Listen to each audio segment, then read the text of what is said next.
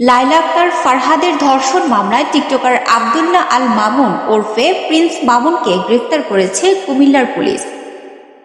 সোমবার রাজধানীর ক্যান্টনমেন্ট থানার ভারপ্রাপ্ত কর্মকর্তা শাহিনুর রহমান বিষয়টি নিশ্চিত করেন। তিনি বলেন, সোমবার রাত 9:30টার দিকে কুমিল্লার পুলিশ তাকে গ্রেফতার করে। প্রিন্স মামুনের বিরুদ্ধে ক্যান্টনমেন্ট থানার ধর্ষণ মামলা রয়েছে। কুমিল্লার পুলিশ প্রিন্স মামুনকে হস্তান্তর করবে। আমাদের টিম কুমিল্লায় যাচ্ছে।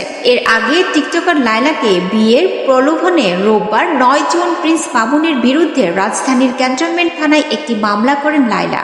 অভিযোগে লায়লা উল্লেখ করেন, মামলার বিবাদী আব্দুল্লাহ আল মামুন ওরফে প্রিন্স মামুনের সঙ্গে আমার গত 3 বছর আগে সামাজিক যোগাযোগ মাধ্যম ফেসবুকের মাধ্যমে পরিচয় হয়। পরিচয়ের এক পর্যায়ে মামুন আমাকে বিয়ে করবে মর্মে প্রলোভন দেখিয়ে আমার সঙ্গে প্রেমের সম্পর্ক স্থাপন করেন। সে আমাকে জানায় তার ঢাকায় থাকার মতো নিজস্ব কোনো বাসা নেই। যেহেতু প্রেমের সম্পর্ক